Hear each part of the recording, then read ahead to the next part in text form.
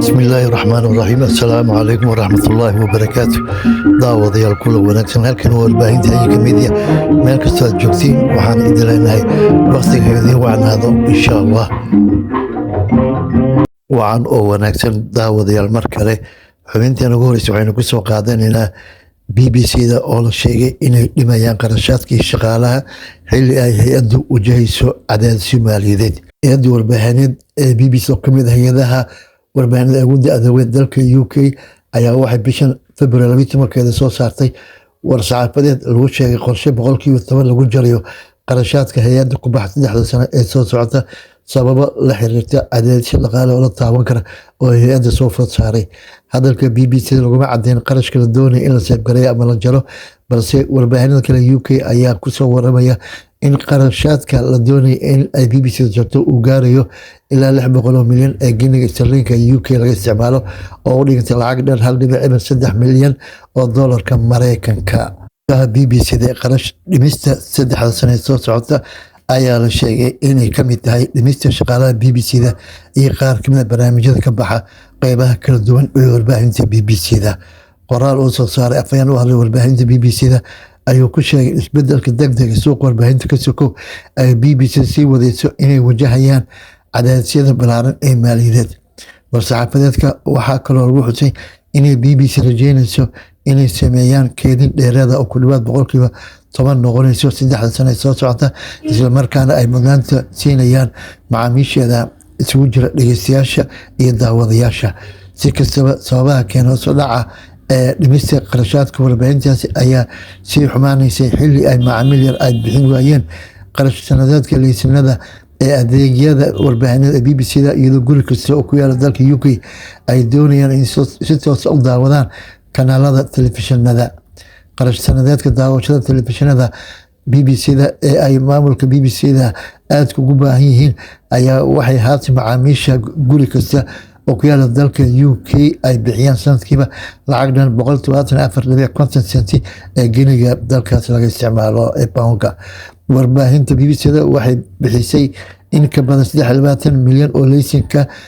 warbaahineed muddadii u dhaxaysay sanadihii 2024 ilaa 2025 iyadoo la sheegay inay kasoo xiroodeen lacag gaaraysa 3.8 milyan oo giniga sterlinka dalkaasi sida laga soo xigtay warbixin ay guddi baarlamantariga ay dhawaan soo saareen ayaa lagu sheegay inay 3.6 milyan oo guri ay shaaciyeen inaysan midna u baahnayn adeegaasi docda kale war-saxaafadeedka laguma cadeyn in qaabka shaqo dhimista inay saameyn doonto laamaha kala duwan ee BBC-da gaar ahaan qaantaabka Soomaaliga BBC-da waa hagaag daawadayaal xubintan labaad waxaynu ku soo qaadanaynaa warbixin halgudhig kaga dhigaya ka mas'uuliyadda wadaaca ku yimid shirka ee u dhaxeeyay madaxda ku kala sugan xerada xalan iyo bilaa Soomaaliya waxaa weli cakiran kulankii wada tashiga ee madaxweyne xasan sheekh gogasheeda uu dhigay magaalada Muqdisho ku dhawaad muddo isbuuc ayayna madaxda dowlad goboleedyada Puntland iyo Jubbaland ku sugayay Muqdisho iyagoo weli ku adkeysanaya inay dhex fadhiyaan aagga xerada xalan ee dacalku ka haysa garoonka diyaaradaha ee Cadde hogaamiyaasha maamul goboleedyada Puntland iyo Jubbaland Saciid Dani iyo Axmed Madoobe ayaa dhisay golo loogu magac daray mustaqbalka Soomaaliya oo ay xubno ka yihiin madax hore siyaasiyiin iyo xildhibaano ay isku aragtay yihiin waxaa la midoobay madasha samata bixinta Soomaaliyeed ee uu hogaamiyo madaxweynaha hore dowladda ku meel gaarka Sheekh Shariif Sheekh Axmed waxaana isbahaysiga labadaas golana loo arkaa mid si aad u mucaaratan hogaaminta madaxweynaha dowladda federaalka Xasan Sheekh Maxamuud oo isagu 2 jeer ku guuleystay xilkaasi labada madaxweyne maamul goboleedyada Puntland iyo Jubbaland ayaa iyaguna ka biidinsan inuu kulankaasi ka dhaco xarunta madaxtooyada Villa Soomaaliya iyagoo ku sababeeyay qatar dhanka amnigooda waa sida ay ku doodayaan qabsoomidda shirkaasi ayaa la sheegay inay labada dhinacba ay lugta jiidayaan isla markaana labada dhinacba eed ku leeyihiin dib u dhaca ku yimid shirkaasi oo ilaa haatan aan furmin dad badan ayaa rumaysan inay labada dhinac ay kala wataan ajandayaal qarsoon oo laga yaabo inay gacmo shishay ku lug leeyihiin si uu shirkaas u fashilmo shirka wada tashiga ee isbahaysiga mucaaradka iyo dowladda federaalka ayaa waxa uu ku soo beegmayaa iyadoo ay xiisado xasaasiyad xabaarsan ay ka jiraan mantiqada geeska Afrika gaar ahaan loolanka ka dhacaya dowlado oo kale shacabka reer Muqdisho ayaa iyaguna waxay jahwareersan khilaafka madaxda Soomaalida oo iyaga lagu xanto inaysan badankooda lahayn carbi siyaasadeed dulqaad iyo inaysan jecleen inay tanaasul hogaamineed ay muujiyaan. hadallada xanabta leh ay madaxda laba dhinac isku jeediyaan ayaa laga dhisan karaa inay weli madaxdaasi fikirkooda ku sidkan yahay ficiltan shakhsi cadiifad beeleed iyo inay si toos iyo si dadban ugu lugul yihiin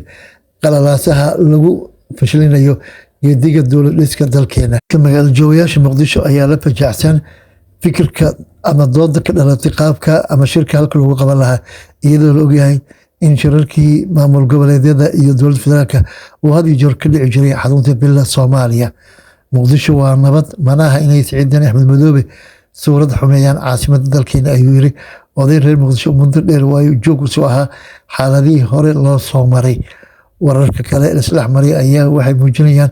inay madaxda ku midaysan isbahaysiga mucaaradka ku kala aragtiduba yihiin qabsoomida shirkaasi uu goosheeda dhigay